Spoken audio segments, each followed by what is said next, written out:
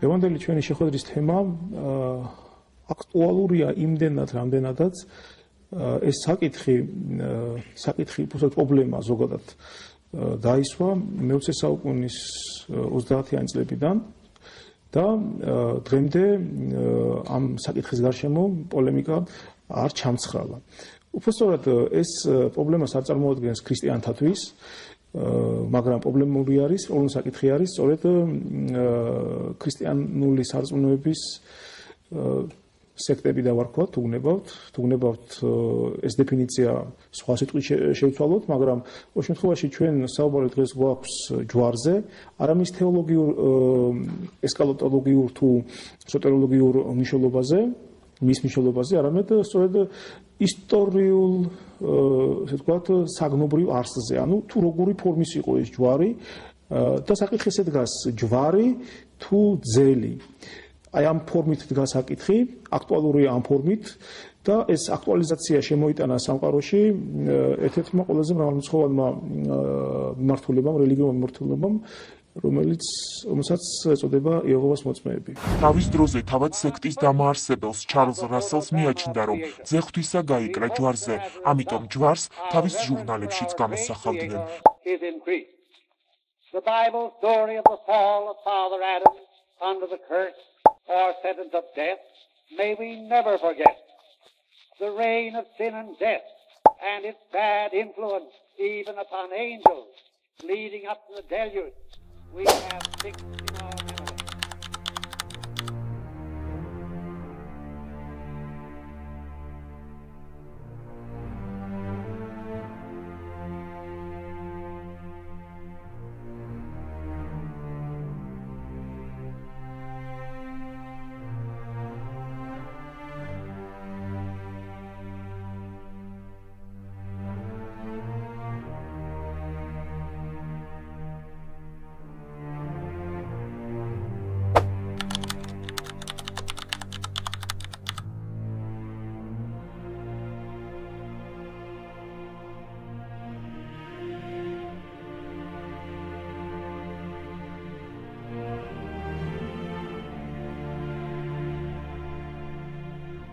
მაგრამ უკვე მეორე პრეზიდენტი რუტერფორდი თავის წიგნში ნუგეშისცემა ადამიანებისა წერს. ჯვარი ეს სატანის მაცდური მზაკრობაა. ჯვრის სიძულვილს იეღოველები ასეთი არგუმენტით ასაკუთებენ. ღმერთს არ შეიძლება მოსწონდეს ის იარაღი, რომელზედაც მისი ძე მოკლეს. თუ კაცს შვილს დანით მოუკლავენ, იგი დანას როგორც სიწმინდეს გულზე არ დაიკიდებს და არ ეთაყვანება. ასევეა მათი აზრით ჯვარიც. იარაღი, რომელზედაც იესო გააკრეს, სულაც არ არის თაყვანსაცემი. მას ზიზღით უნდა უყურებდეთ. ამიტომაც 1931 წლის 15 ოქტომბრის ნომრიდან მოყოლებული საგუშაგო კოშკის ყდიდან გაქრა ჯვრისა და გვირგვინის გამოსახულება.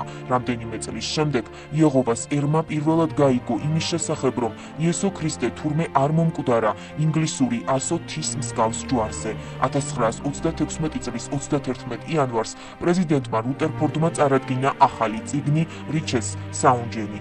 კერძოდ ის წერდა: იესო არაცვეს ხის ჯვარზე, რომელიც წარმოდგენილია მრავალ ხატსა და ფერწერულ ტილოზე. იესო აცვეს მილურსმნული. ჯვარი ქრისტიანთათვის პრობლემა არ არის ჯვრის ის ფორმა, რომელიც მიღებულია და ცნობილი არის იმ გაგებით, რომ ქრისტიანებმა თავიდანვე იცოდნენ და ახლაც ვიცით, თუ რა ფორმის იყო ჯვარი. კიდევ ვიმეორებ, თუ კი ჩვენ მივანიჭებთ ფორმას, მნიშვნელობას და არა შინაარსს, მაშინ ჩვენც გულისხმობ ქრისტიანებს და ამის გავსებით სწორედ იმ რელიგიურ მიმდინარეობებს, რომლებიც ანიჭებენ ფორმას და არა შინაარსს. ჩვენთვის მთავარი შინაარსი არის მნიშვნელობა, თუ რა მნიშვნელობა აქვს ზოგადად აი ამ იარაღს, გამოხსნის საშუალებას, ასეა შესული ჩვენს თეოლოგიაში ჯვარი. ჯვარი დაამარცხა, მოინადირა იესო ქრისტემ ეშმაკი, ჯვარცმა და ჯვარი დიდი საიდუმლო არის, თეოლოგიური საიდუმლო არა იმ გაგებით, რომ დაფარულია და არავინ არის არამედ საიდუმლოებითი ხარისხით მოცული, მისი შინაარსთან გამომდინარე, ჯვრით ვართ გამოხსნილნი ჩვენ, მაგრამ კიდევ ვიმეორებ, ქრისტიანთვის ფორმას კი არა აქვს მნიშვნელობა, არამედ დატვირთვას, ხოლო სხვებისთვის გარეგნულ ფორმას. მაგრამ რახან ეს ფორმა რაღაცა გარეგნული მხარესგან შეესდგება და ეს ფორმა ძალიან კარგად იცოდნენ ქრისტიანებმა, თუ როგორი ფორმისგან იყო, შესაბამისად პრობლემა არასდროს არ ყოფილა ამ ისე დიზაინის მხრივ თუ როგორ გამოიყურებოდა ეს ჩვენი გამოხსნის საშუალება ჯვარი. პრობლემას რო შემოიტანეს სექტებმა, განსაკუთრებით იეჰოვას მოწმეებმა, როდესაც თქვეს, რომ ჯვარი კი არ იყო, ანუ გადაჯვერდნებული ხის მასალა კი არ იყო, არამედ იყო ძელი.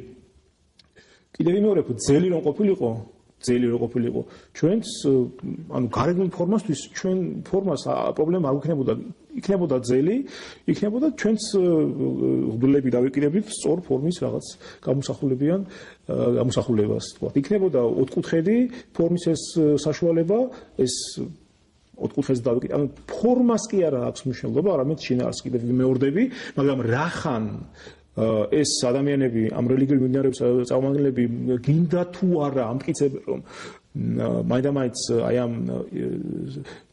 ფორმას აქონდა ძელის ფორმა და ამ ძელის ფორმაზე აღესრულა იესო ქრისტე ჩვენ ვალდებულები ვართ რომ ეს ყველაფერი განმარტოთ და მოვიტანოთ არგუმენტები და საბუთება იმისა რომ ეს ხალხი მინიმუმ ცდება და ეს არგუმენტები მრავალმხრივი არის სხვათა შორის მაგრამ თუ რამხელა მნიშვნელობა აქვს ჯვარს ჩვენს ცხოვრებაში პავლე მოციქულმა ყველაზე კარგად ჩამოაყალიბა კაი ფორმულირება მისცა ამას და თქვა კორინთელთა მიმართ ეპისტოლეში რომ რამე თუ სიტყვა იგი ჯვარისა წარწმენდულთა მათთვის სიცოცხლე არის ხოლო ჩვენ ცხონებულთა ამისთვის ძალღმთისა არის ამიტომ აი ჯვარს ჩვენთვის მნიშვნელობა აქვს არა გარეგნულ გამოსახულებას კიდევ ერთხელ ვიმეორებ არამედ შინაარსს მაგრამ მათთვის და სხვათათვის ათასვებიც ადარყოფდნენ ამ თუნდაც უმნიშვნელო დეტალით ჩვენ დღეს საუბრობთ და ვასაბუთებთ რომ სწორედ ჯვრის ფორმა იყო იმგვარი როგორც ჩვენ გვწამს აქამდე აგერ უკვე 2000 წელია ქრისტიანებს და მერწმუნეთ სწორედ ამგვარი ვერწმენა ჰქონდათ ქრისტიანებს რომლებიც ცხოვრობდნენ პირველ საუკუნეებში პირველ 3 საუკუნის განმავლობაში რომლებიც თვითონვე ამ ჯვრის ფორმებზე როგორც წესი ხშირ შემთხვევაში აღესრულებოდნენ ხოლმე ამიტომ პირველმა ქრისტიანებმა ძალიან კარგად იცოდნენ თუ გარეგნულად როგორ გამოიყურებოდა ეს ჯვარი მაგრამ დავიწყოთ ეს არგუმენტები და პირველი არგუმენტები არის ლინგვისტური არგუმენტები მოდი ესე ვთქვათ ამასვე იშველებენ ეს ხალხი ამ არგუმენტებს და გვეუბნებიან რომ ბერძნულ ენაზე როგორც გამოითქმის ჯვარი არის სტავროსი რომ ეს სტავროსი ნიშნავს ძელს ნაწილობრივ ეს ხალხი მართლები არიან რადგანაც კლასიკურ ბერძნულში სტავროსი სწორედ ამ ნიშნულობით გამოიყენებოდა მაგრამ ეს კლასიკური ბერძნულის ეპოქაში მაგრამ ოდესაც უკვე საბერძნეთი დაეპყრო რომის იმპერიამ რომის მეთოდები გახდა ცნობილი ბერძნეთათვის აი ამ სტავროსმა ცოტა სხვა ელფერით შეიძინა და უკვე ახალახმისეულ ეპოქაში და უბრალოდ იმ ახალახმისეულ ავტორები რომლებიც წერენ ახალახმისეულ წერილებს წიგნებს აი აქ გამოყენებული სტავროსი უკვე ცოტა სხვა ელფერით გამოიყენება საიდან ჩანს ეს სხვა ელფერია და არ არის მაინც ბოძი ვთქვათ იმიტომ რომ აი ამ ბოძის მნიშვნელობით სხვა სიტყვა გამოიყენება იგივე ამ ახალახმისეულ წიგნებში ბოძის მნიშვნელობით თუ კი ვიზახით რომ სტავროსი არის ბოძი მაშინ აი სრულიად აი სუფთა ბოძის მნიშვნელობით გამოიყენება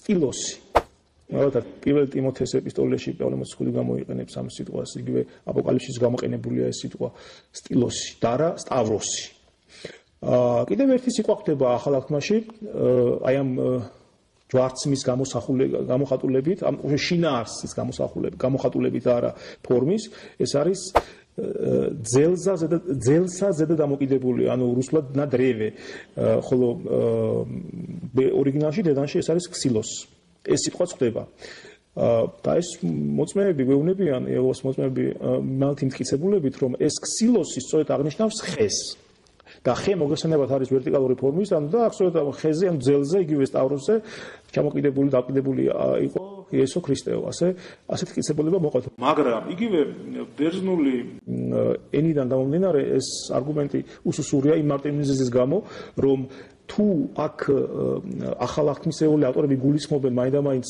ხეს ბერძნულში შესანიშნავი სიტყვა არსებობს დენდრონი რომელიც გამოხატავს ხეს როგორც მცენარეს აი ამ გამოხატულებით, ხოლო ქსილონი ეს არის არა ხე როგორც მცენარე, არამედ არის მასალა, ხის მასალა.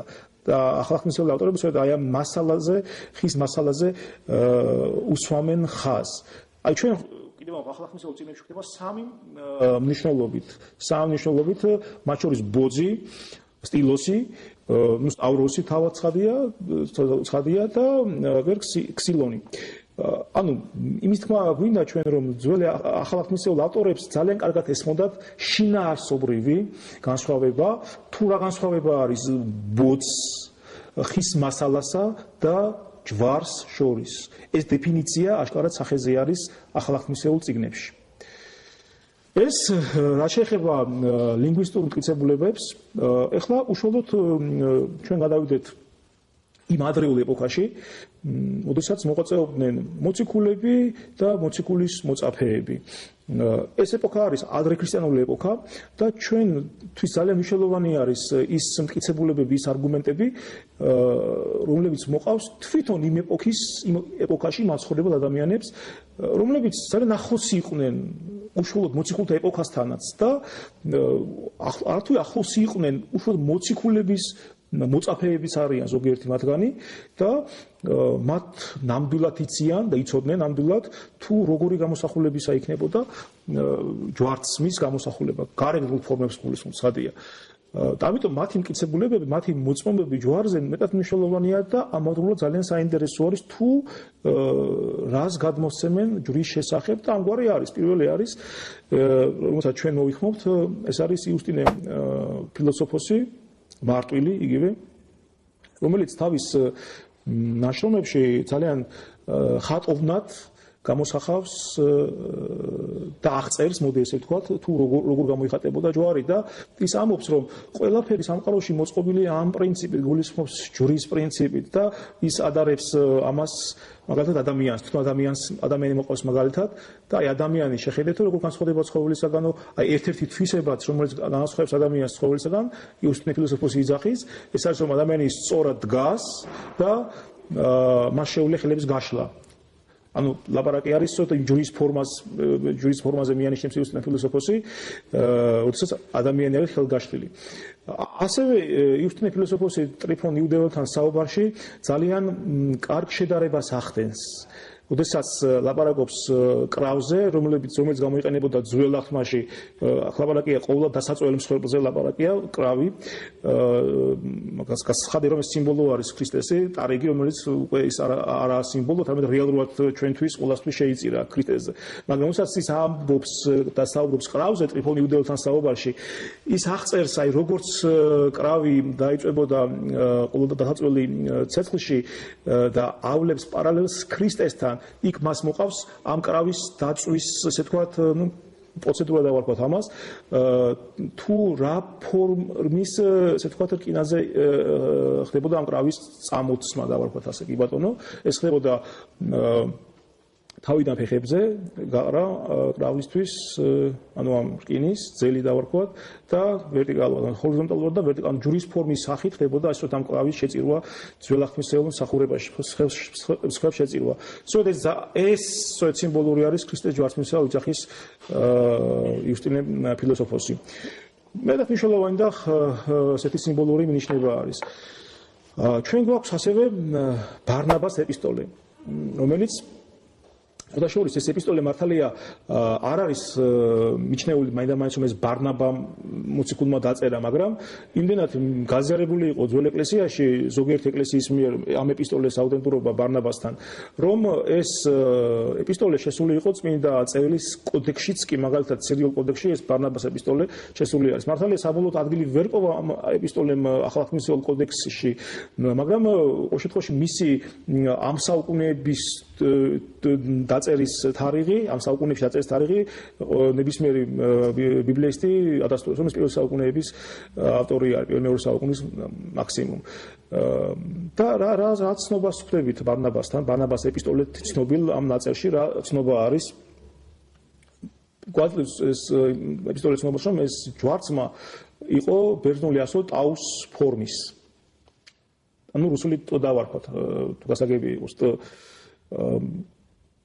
მაგალითად, კი ბატონო, თან ეს ბარნაბას ეპისტოლეში ავტორის უცნობი ავტორი დავარქვათ ახლა ამას, იძახის და ადარებს ძალიან კარგად აი ამ სიმბოლურად ადარებს სწორედ მოსეს, როდესაც მოსე არის ხელაპყრობილი და ისრაელი იბრძვის, როდესაც აარონი და ორი ხელებში ეშველებიან, რომ არ ჩამოუშვას ხელები, როგორც კი ჩამოეშვება მოსეს ხელები, აგებს ისრაელი, როგორც კი ისევ აღუმართავენ ხელებს, ეს ორი მისი ერთგული ადამიანი, აარონი და ძმა არის ერთი და მეორე ორი.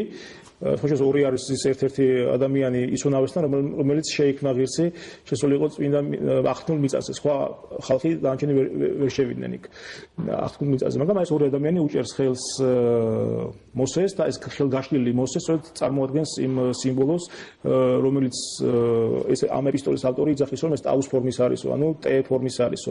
მართალია, წმინდა ირინეუს ლეონას ცოტა სხვანაირი ვერსია აქვს, ანუ ეს არ იძახის ტე ფორმა არის.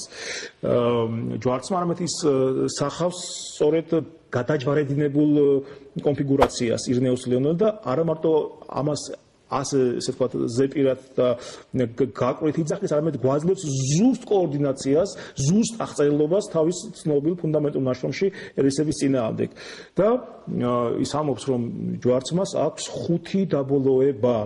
აღწერს ერთი ვერტიკალური, ანუ თავი და ბოლო სიგრძეზე, მეორე ჰორიზონტალური, ანუ ეს განზე და ერთი შუაში. აი შუა არის სწორედ სხეული ედება, ანუ ჩამოკიდებული კი არა, არამედ საყრდენი არის სხეულისთვის და ამ ისტორიულ წარებში სწორედ ესე არის აღწერილი ჯვარცმა, რომ ეს ნაჭერი, შუა ნაჭერი იყო სწორედ იმ სხეულის ჩამოსადები, რომ მეტი დატვირთვა არ მიცემოდა სხეულს, რომ არ ჩამოხეულიყო ადამიანი ჯვარზე გაკრული. ამიტომ ამ შუა ნაწილსაც აღწერს ირინეუს ლეონელი. საერთოდ რომელების პრაქტიკაში ჯვარცმა, რომელიც აღესრულებოდა, ბევრნაირი მეთოდით აღესრულებოდა სხვა შორის, მათ შორის ტეტე მსგავსი ჯვარცმით, მათ შორის იმ ჯვარცმით, როგორც ჩვენ ვიცით, მათ შორის ესეთი X-ის ფორმის, ლათინური X-ის ფორმის ჯვარცმაზეც აღესრულებოდა და მათ შორის ბოძიც აღესრულებოდა, ცხადია. ეს მეთოდები იყო მრავალგვარი, დააჩიცა, მაგრამ ამ ეპოქაში განსაკუთრებით, ესე ვთქვათ, აპრობირებული აი ამ განსაკუთრებით რომაული მმართველობის აი ამ ეპოქაში ძალიან განსაკუთრებული მიღებული იყო სწორედ აი იმ გვარი ჯვარცმა, როგორცაც ჩვენ ვიცნობთ. ეხლა ისმის კითხვა ეწინააღმდეგება, ვთქვათ, ბარნაბას ეპისტოლის ავტორის ინფორმაცია, ირინეუს ლეონელის ინფორმაციას.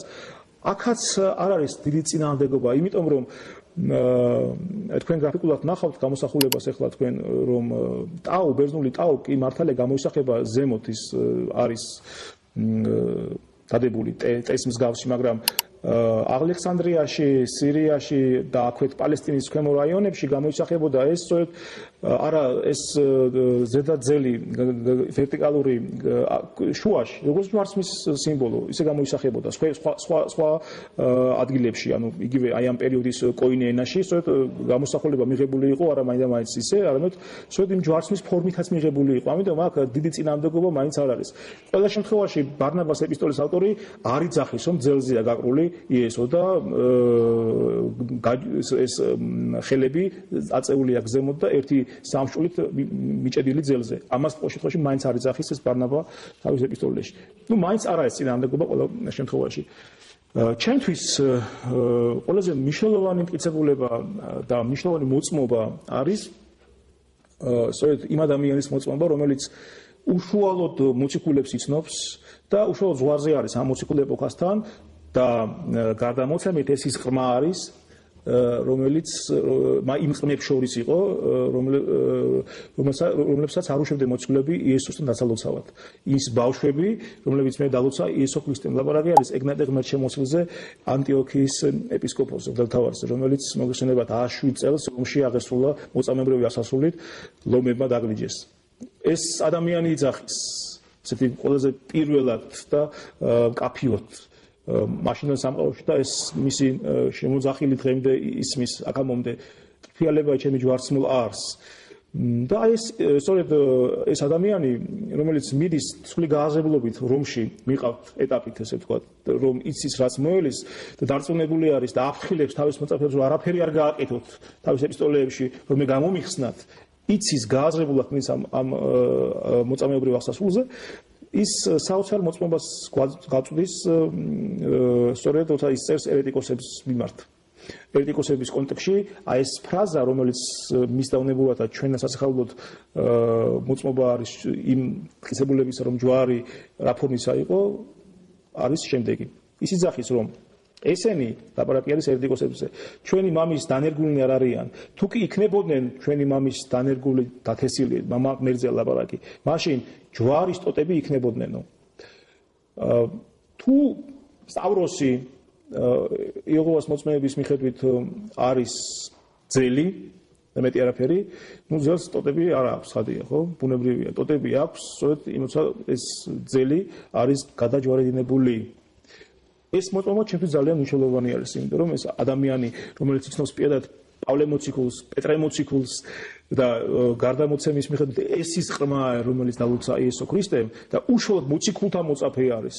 107 წელს აღესრულა. მისი ეს მოწმობა ჩემთვის მნიშვნელოვანია, რა თქმა უნდა, სხვა ყველასთან ერთად.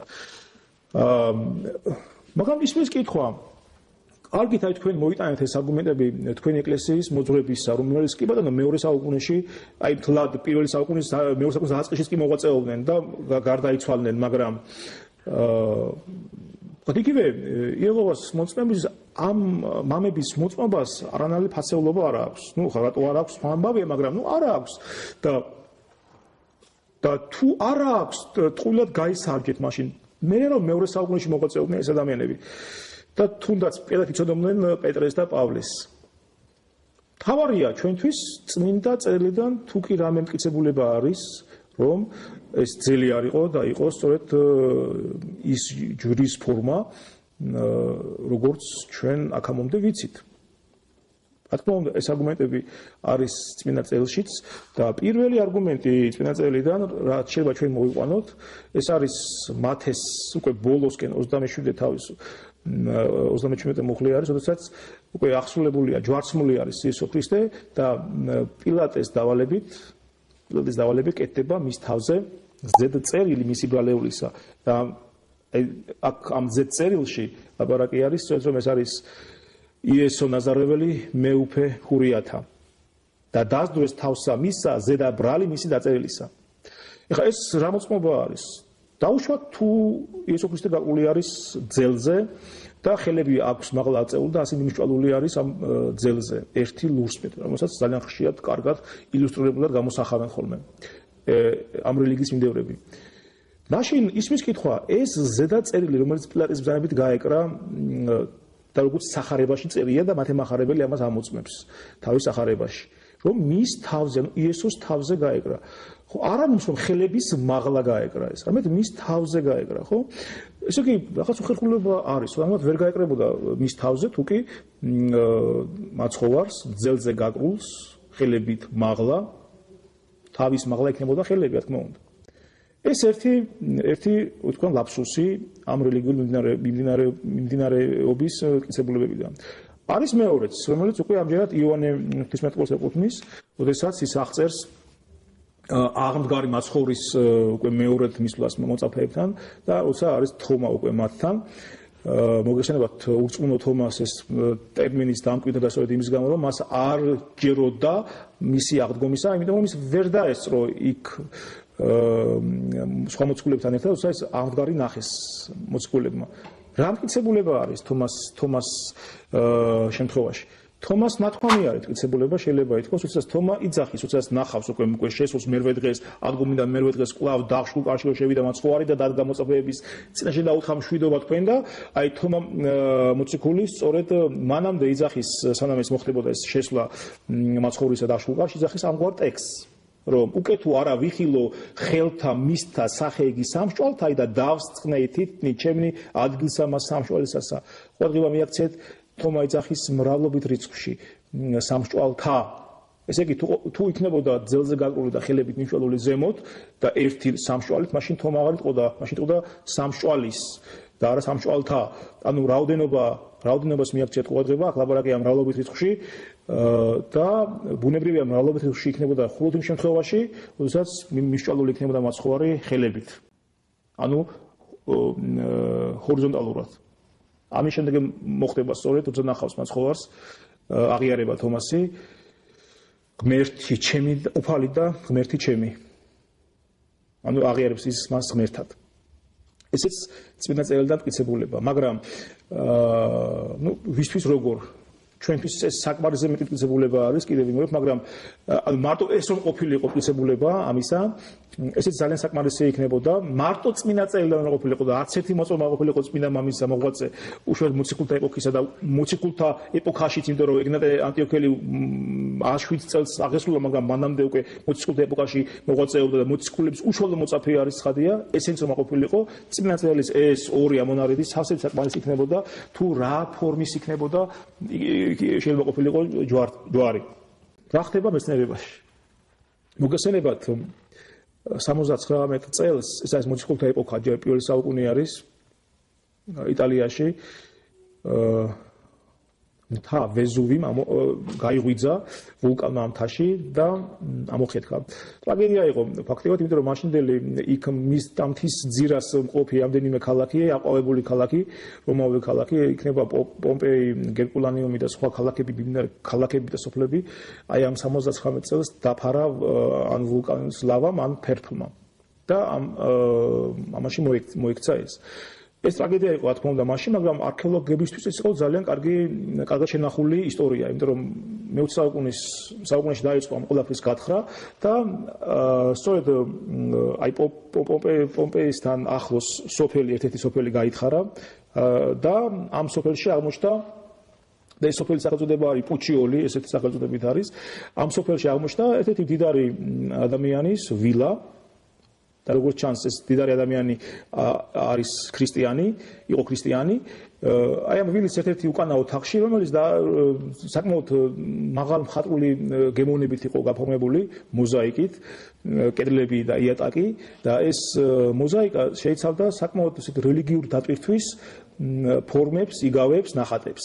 მაგრამ ჩვენთვის საინტერესო მოზაიკური წყობა სწორედ ერთ წარწერას აქვს, სადაც წერია რომ ქრისტოს სოტირ და ეს წარწერა ქრისტოს სოტირ გაკეთებული არის ჯვრის ფორმით, ანუ ქრისტოს არის ვერტიკალური ფორმით გაკეთებული, ხოლო სოტირ, ანუ მხსნელი გაკეთებული არის ჰორიზონტალური ფორმით, ანუ წარმოადგენს ჯვარცმის იმ ფორმას, რასაც აგერ 2000 წელია ქრისტიანები რისიც წამთ ქრისტიანებს, მაგრამ ეს ამით არ დამთავრებულა აღმოჩენები დაფარული ფერფლის შედეგად.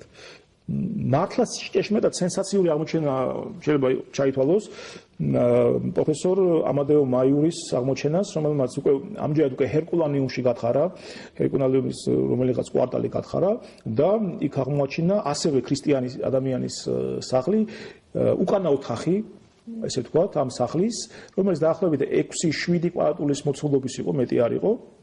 და ამ სახლის ერთ-ერთი კედელზე აღმოჩენილი არის მართლაც სენსაციური აღმოჩენა, შეიძლება ითქვას, და ეს რა არის? ამოტვიფრული ნიშა, სწორედ ჯვარისა, აი საოცარია ჯვრის ნიშა არის გაკეთებული, ამოღებული და როგორც მეცნიერები ამბობენ, აი ამ ნიშაში თავის დროზე ჩადებული იქნებოდა ხის ჯვარი. თავის დროზე და აღმოჩენილი არის ის ნაკვალევი, როგორ იყო მიჭედებული ლურსმებიც აი ამ ხის ჯვარზე და უფრო მეტიც მერე ნაძალადებად მოგლეჯილიც აი ამის ნაკვალევიც არქეოლოგები აფიქსირებენ, როგორც ჩანს ეს თანაც ეს მოგლეჯილი არის ნაძალადებად მოგლეჯილი იყო ვეზუვის ამოქმევამდე. ალბათ სავარაუდოდ, როცა დაიწყო ნერონის დევნა, ქრისტიანების 64 წელს, ალბათ იმ პერიოდის, როგორც მეცნიერები იძახიან, იმ პერიოდის უნდა ყოფილიყო ეს ქმედება, ეს ძალით ნაძალდებად მოტეხილიც არის, ანუ ის ემჩნევა ის კვალი ძალად მოგლეჯისა. აგრეთვე აი ამ ჯვარცმის გარშემო იყო შტირები, რკინის შტირები და თვითონ ეს პროფესორი მაიური ფიქრობს, რომ ეს იყო გაკეთებული რაღაცა იმისთვის, რომ რაღაცნაირი კარები ყოფილიყო, დაფარულიყო ეს, რომ მალულად ყოფილიყო ეს ჯვარი. თუმცა ზოგიერთი მეცნიერი ამას არ იზრდებს და ამბობს, რომ ეს შტირები გაკეთებული იყო ალბათ კანდლებისთვის, რომ დაენთოთ კანდელი. თუმცა ამას მნიშვნელობა არ აქვს. ფაქტია, რომ ის ჯვრის ნიშა გამოსახული არის იმ ფორმით, რა ფორმითაც ჩვენ ვიცნობთ ჯვარცმას. სხვა შორის აქ ქრისტიანობა პომპეიში და გერკულანეუმში შეიტანა პავლე მოციქულმა და მისი მოქცეულების შეიძლება გამოსახულება და სახლებიც კი არის, იმიტომ რომ ჩვენ ვიცით საკმაოდ მოციქულდა რომ აი ამ ადგილებთან ახლოს პავლე მოციქულმა ჩაიარა, როდესაც ის მიმართებოდა რომში, ტყვეობაში იყო და რომის გზის გასავლელი ნაწილი აი ეს პომპეოსთან და გერკულანეუმთან რაღაც 10 კილომეტრი მოშორებით ის ქალაქებდა და მისული იყო და ასწავლებდა. ალბათ როგორც ჩანს ეს ხალხიც სწორედ პავლე მოციქულის დამოწაფებულები არიან და მათი სახლებიც არის. და აქვე ძალიან მნიშვნელოვანია რომ სოციალური ფენაც გამოირჩევა, არის მდიდარი ქრისტიანი, ანუ შეძლებული მოზაიკით მოწყობილი სამლოცველო აქვს, არის შედარებით ნაკლები შესაძლებლობის მქონე ქრისტიანიც. აქაც სოციალური ფენაც გამორჩეულია ნამდვილად და ჭეშმარიტია ის ტკიცებულებაც რომ არ იყო მაინდა-მაინც მარტოოდენ მონობის რელიგია ქრისტიანობა, აი პირველ საუკუნეებში არისტოკრატიულ და მაღალფენებში ვრცელდებოდა ქრისტიანობა.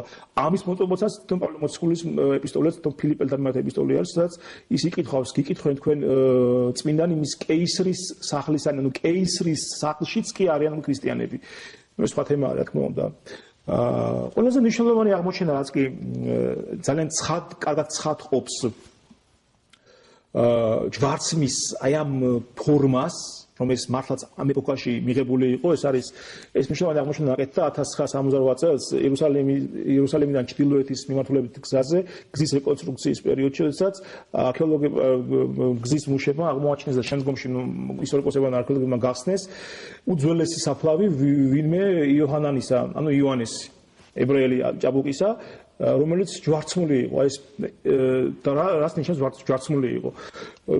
პირდაპირ ჯვარცმული იყო, იმიტომ რომ იმდენად მის ხელებში დიდი რომაული ლურსმნები მიმჭვალული იყო ხეზე, რომ ვერც კი მოაცილეს თავის დროზე და აი ამიანად დაკრძალეს ეს ჭაბუკი და სწორედ მე-20 საუკუნეში აღმოაჩინეს და აი ეს თვალნათლივ ჩანს, რომ ეს ხელებზე, ორივე ხელზე ეს სამშვალების კვალი კი არა, თუმცა სამშვალიც და ის ფიცრის ნარჩენებიც კი ჩანს, შეიძლება ითქვას და კიდევ ერთხელ აკიცებს ეს იმას, რომ ამ ეპოქაში და ეს დაახლოებით მიჩნეულია მეცნიერების მიერ, რომ ეს არის დაახლოებით სავარაუდოდ იერუსალიმის აღების შემდგომ გაჯვარული ვინმე ებრაელი, რომელიც ალბათ წინააღმდეგობას უწევდა რომაელებს და გაჯვარეს.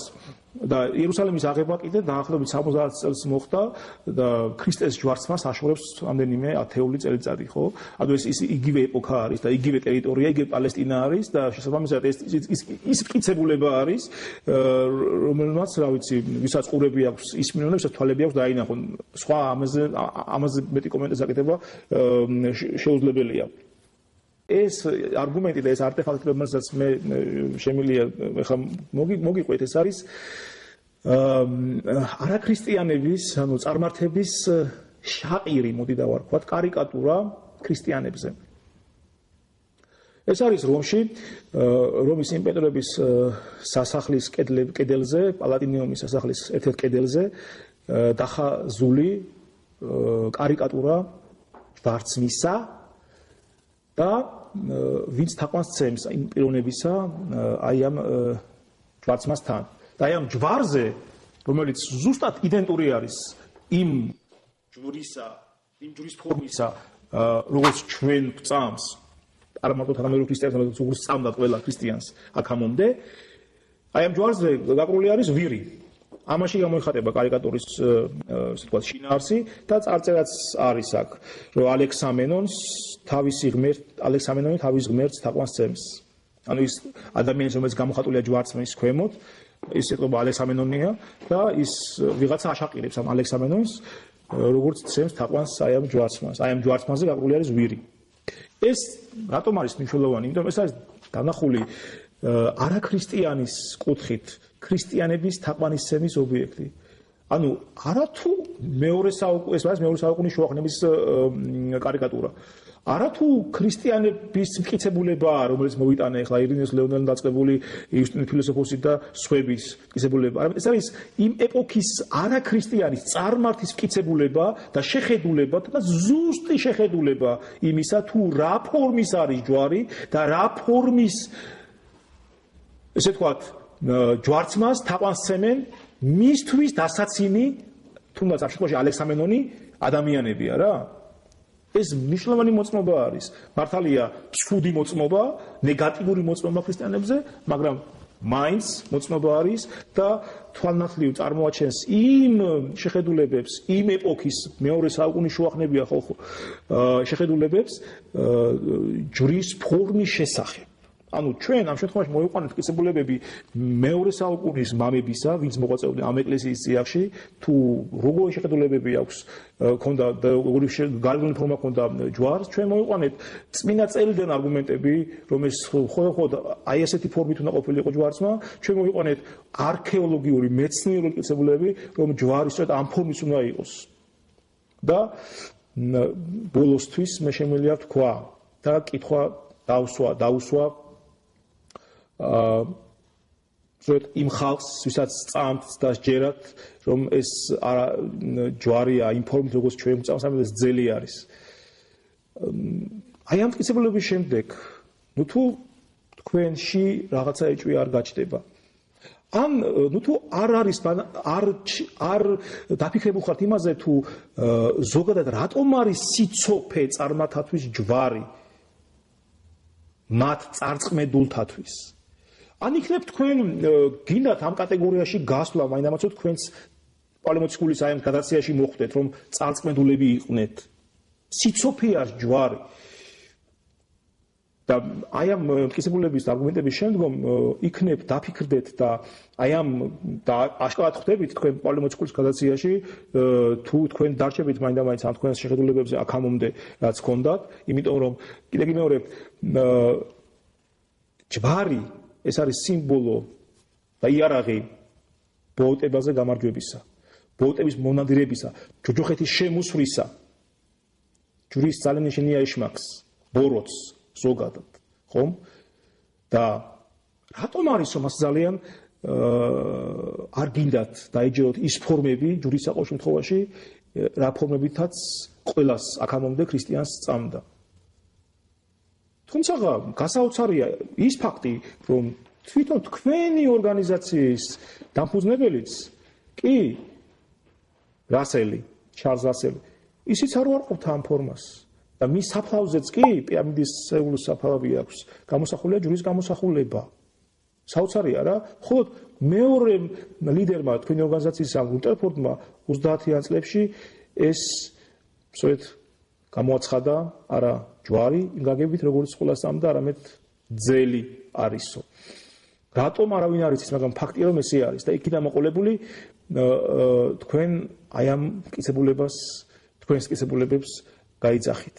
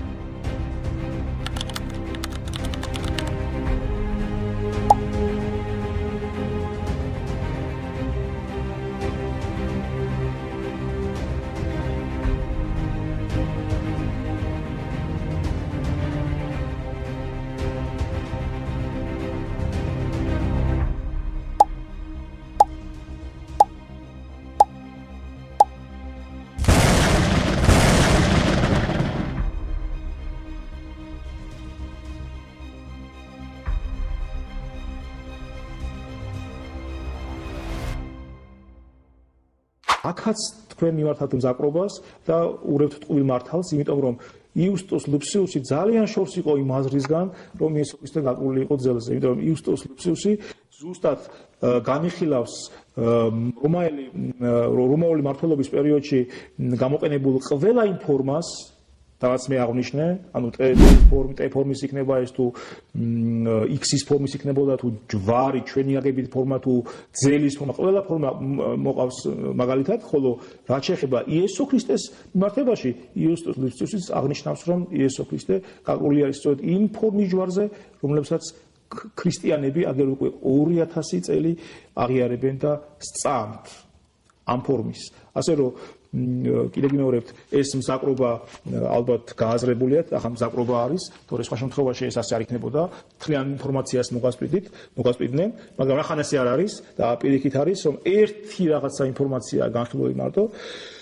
მე მგონი, ბევრი მასალა დაგიგროვდათ იმისთვის, რომ კარგად დაფიქრდეთ. თუნდაც ამ ერთ საკითხზე რა ფორმის იყო ჯვარი.